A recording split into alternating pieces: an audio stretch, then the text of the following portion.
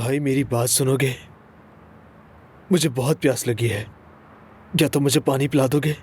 500 रुपये एक गिलास। मैं तुम्हें 1000 दूंगा, मुझे सच में बहुत प्यास लगी है। 2000।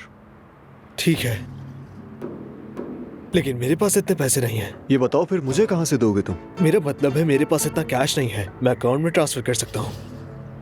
अकाउंट नंबर बताओ मुझे। मेरा कोई अकाउंट नहीं है। ठीक है, तो मोबाइल पे भेज देता हूँ। ऐसा हो सकता है? बिल्कुल ऐसा भी हो सकता है। चलो आओ, मेरी जेब से मेरा फोन निकालो। इस तरफ। हाँ, आराम से।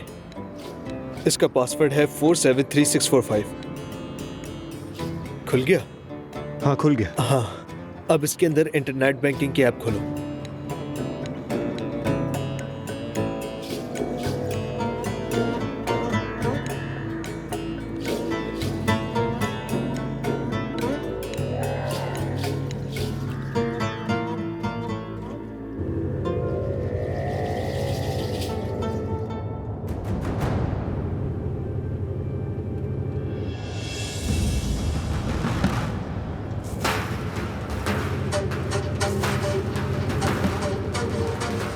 लानत है भाई,